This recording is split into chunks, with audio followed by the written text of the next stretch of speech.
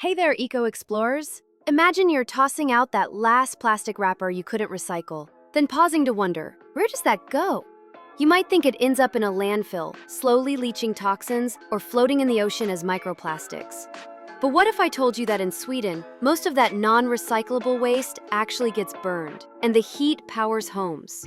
Today we're going on a journey, from your kitchen trash out to the ultra-modern waste-to-energy plant in Stockholm, asking the big questions and discovering whether burning trash can really be part of a sustainable future.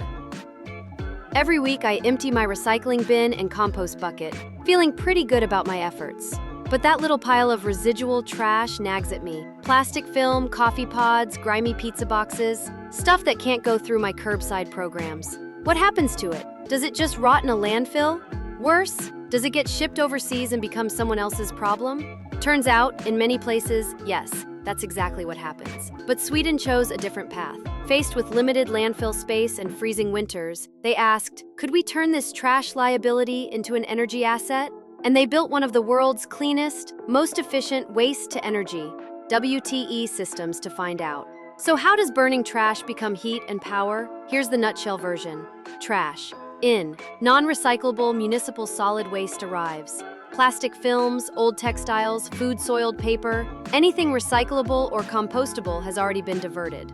Combustion. The waste drops into a furnace at over 850 degrees Celsius. That's hotter than a pizza oven on steroids. This intense heat breaks down complex molecules and destroys pathogens. Steam generation. Heat turns water in massive boilers into high-pressure steam. Power in, heat out. Steam drives turbines to generate electricity. Extra steam enters a district heating network, piping to homes across Stockholm. No extra fuel needed.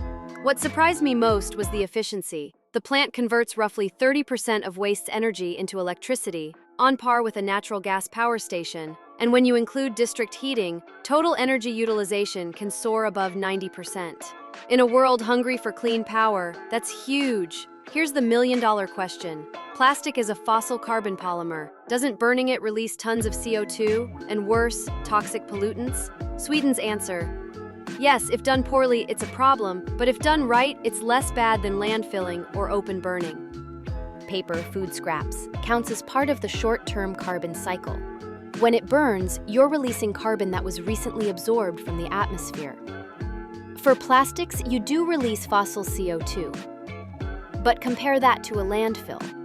Plastics degrade very slowly, and landfills leak methane, a greenhouse gas roughly 25 times more potent than CO2 over 100 years. No solution is perfect. Let's hear from the skeptics. It's just greenwashing.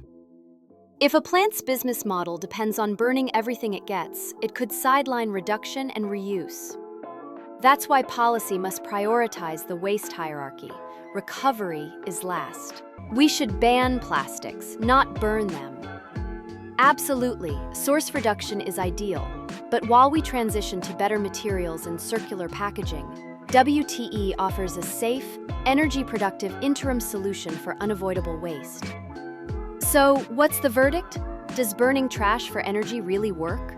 Sweden's example shows it can. They've slashed landfill to under 1%, generate reliable power and heat, and keep emissions tightly controlled. Crucially, they did it hand in hand with aggressive recycling and public engagement. As we face global waste challenges and climate imperatives, we need a toolbox of solutions. Mechanical recycling, chemical recycling, composting, anaerobic digestion, reduction strategies, and yes, responsible waste to energy. Each has strengths and limits. The goal is a truly circular system where nothing is wasted and every resource is used as efficiently as possible. Thanks for coming on this journey from kitchen scraps to Swedish smokestacks. If you learned something new, hit that like button and share this video so others can ask and answer their burning trash questions. Dive into your local waste policies. Are you recycling as much as you could? Is your city considering WTE? Drop a comment below with your thoughts, or any local examples you know of. If you love deep dives into real-world eco-solutions, smash that subscribe button. Thanks for watching, and remember, it doesn't have to be perfect to make a difference.